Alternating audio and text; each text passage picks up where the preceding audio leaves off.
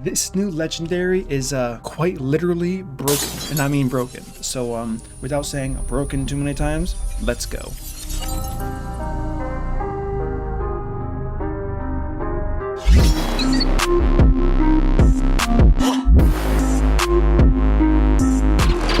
What up, team? MurderInc here, back again with another slammer of a video. We're talking about Karato Foxhunter. Yes, the pair with the, in my opinion, best new legendary in the entire game. We have a Shadowkin attack-based legendary, and this guy's looking fierce. You can see his face here, and this is just speculation. I think they had some problems here. This is the partner, like I said, to Yumiko, and look, he has clear scratches across his face and his neck. Let's have a look at these claws here. Looking a little bit sus, right? So Plarium, I don't know what you're trying to promote here, but chill, okay? Maybe there's a crazy backstory to this guy, I don't know, but he looks cool. He's got a bow, he's got an awesome sword. Where's his quiver? Where's his ammunition here? Looking, okay. Design flaw, I mean, maybe. Okay, so I think he's just shooting magical arrows. We're gonna find out with his animations though. So let's get into this champion here. Like I said already, broken, and not the broken you would think of. So starting off with this A3, I don't know why I've been starting off with the A3 of all these champions, but it is what it is. Attacks all enemies, has a 100% chance of placing a block active, skills for 2 turns. This debuff cannot be resisted if Yumiko is on the same team. How good is this? Block active skills where you don't need accuracy. Moving on to the A2 here. Attacks one enemy, places a stun debuff for 2 turns, grants an extra turn, and resets the cooldown of this skill if Yumiko is on the same team and the skill kills an enemy. So this is Septimus with the stun. Of course, the stun doesn't matter if you're killing them. Does this hit hard? This hits hard. I can tell you that for sure. Okay, 3 visitations. What a strange name for an A1 ability. Attacks one enemy 3 times. Who could have guessed it? Each hit has a 20% up to a 30% chance when booked of placing weaken for 2 turns. Really cool. Stoicism. Now, this is where we're going to talk about what's broken about this champion in more ways than one. Damage inflicted by this champion cannot be decreased by enemy passive skills or masteries except by passive skills of bosses. What? Damage inflicted by this champion cannot be increased by ally passive skills or masteries either. Who cares? Honestly, who cares? I can barely think of ally passives or masteries that really benefit other champions. Now, debuffs are another thing, so there's a lot of really confusing things here, and we're going to go over it kind of slow, because maybe if I walk through it again, I'll understand it even more. When Yumiko dies, instantly grants a turn to this champion and resets the cooldown of each of this champion's skills. So this is really cool because of this here. Now the problem is, I don't know if this is going to work if Yumiko's dead, but the fact that this gets reset and potentially this skill right here is really cool. But let's talk about a few things. The first thing we're going to talk about is this doesn't work on the test server. How do I know? I'm about to show you. The second thing is, now let's just go over something really quickly. We're on the mastery page now. What masteries increase the damage your allies do? Is this some type of spoiler that they're redoing the mastery tree, or am I crazy? There are masteries that affect this champion based on his masteries. That I understand. And one other thing, just in case you're curious, this doesn't apply to his masteries. It's just ally passives. That's the first thing I checked to see if they made a mistake here. It would have made more sense if he couldn't use all of these skills as the downside of what he can do to opponents by ignoring their mastery choice and passive choice. If you don't understand how strong that is, I mean, you do. I'm not going to assume any of you are stupid enough to not understand what that means and why it's insane. Alright, so now that we went over the damage bonus part, if you guys can think of something that increases damage from a champion's masteries that would increase this guy's damage as an ally? Let me know in the comments. I can't figure it out. I'm sure if I'm wrong, someone will pick it up pretty quickly as they usually do. Let's talk about this first part of this whole kit here. Damage inflicted by this champion cannot be decreased by enemy passive skills or masteries. So you would think it's referring to things like, not resurgent, delay of death, tough skin. It's not going to give you the damage bonus there. Decreases the damage of AoE abilities, I guess, improved parry, all of this good stuff. Now, this is all cool, but it's not as good as it sounds because it doesn't work with shared damage. And this is why I think shared damage isn't coded properly. I've talked about how ally protection really works, where it takes some code and it's self-harm. So if you apply ally protection on yourself, you're not taking damage from someone hitting the guy you're protecting, you're inflicting self-harm upon yourself. So because that is the fact, and for someone like Ursuga, this would be really good if it did ignore that. It would be a really good trade-off. However, even the second part of this doesn't make sense either. So I'm curious to see if they change this at all, if this is intended, because as of right now, it doesn't make a whole lot of sense. I mean, it's really good, don't get me wrong. The bonuses are very strong between this champion and the Yumiko. We're going to test it out shortly here, but there's just not enough that makes sense. For me personally, maybe you guys are going to see this and say, damn, now that's crazy. That's broken, that's OP. But like I said, I just don't see it. So let's try to find a team with, like this team right here. How good would this be if this can affect all of the passives we see in front of us here? The problem I have with this, and I know I want to get into the battle, but I want to make sure I'm covering this properly. So damage inflicted by this damage cannot be decreased by enemy passives.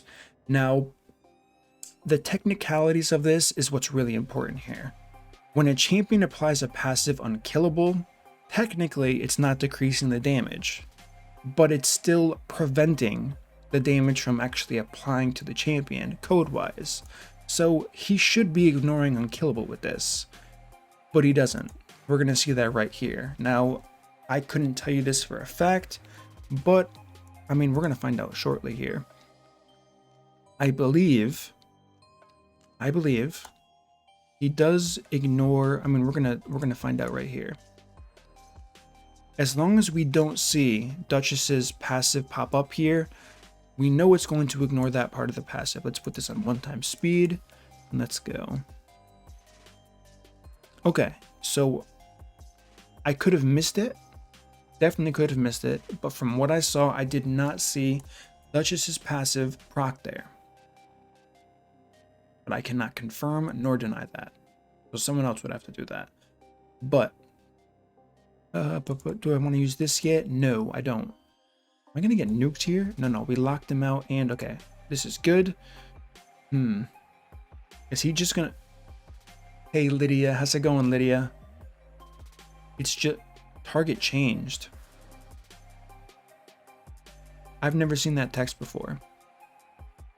And I also just trolled. Because... Now this is on cooldown. So let me just run this back here. We're going to lose the battle. I can only do this one more time because test server has certain limitations to how many times you can attack an opponent. So with the leader test plus 14, let's try this again here. So I believe what we saw is that passive working properly here, but it didn't work with their Suga. I could be wrong here, but I want to check it again just to make sure. So we have this thing. We're going to reduce the cooldowns. Resists on 2 of them, makes sense. Let's go for the sleep. Resist it there. Let's go for the increased speed. We're going to use the single target ability here, and we're going to look at Ursuga to see if the passive goes off. I'm pretty sure it's going to, but let's just check. Yes, okay, so Ursuga's passive still going off. This should ignore it, in my opinion, like I said already. And once again, this is my opinion. I do understand that. But I don't know, I just see no reason why all of this wouldn't work the way I'm thinking it should work. It seems almost like a waste, right? Like I didn't think about this properly at all. Let's do this. I'm actually curious. Am I decreasing back and forth between Kaimar and... Wouldn't that be something? Let's go ahead and use the A1 and 1 time speed. I mean, that's a cool animation for sure. No, okay, so it doesn't. You're smart. We can't abuse this. We can try.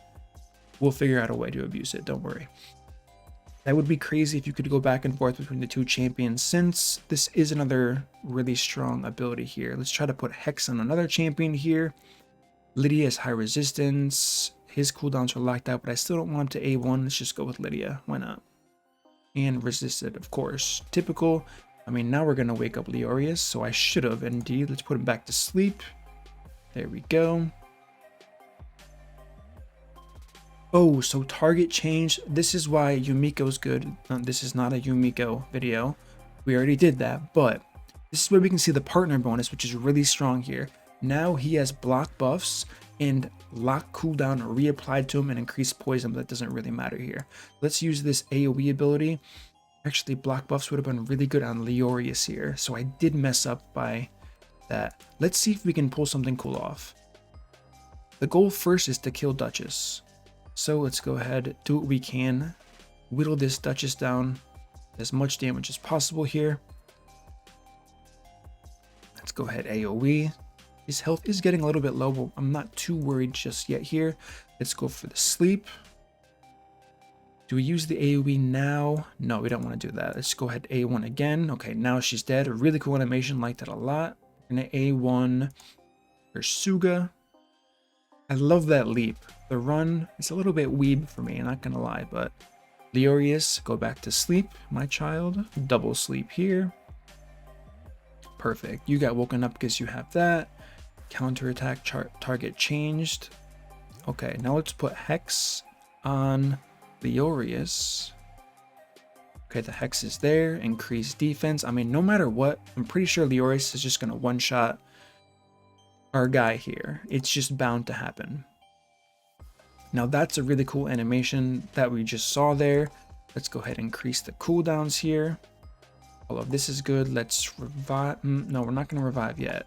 Increase speed first. Let's strip. Easy money. Let's kill the threat. Threat averted. Now we revive. Why do I keep forgetting over and over again that they have a Lydia on their team? I swear I've done this in testing so many times. Okay, listen. I'm not mad. I'm just disappointed, okay? I'm not mad. I am just disappointed. In myself, not in you guys. If you're watching, that was a huge cringe moment for sure. Let's do this here. We didn't reduce the turn meter and he's dead, of course. Let's boost the speed here. This is going to be such a long match, but it was worth it for sure. I don't want to lose again because reasons, but now we have to revive. All right, let's get him back up here. We couldn't have reflected because there's no Hex, I believe, on anybody. We have to wake Leorius up here, which is not good. So hopefully I go next. Boost speed, beautiful. Please don't cut me off.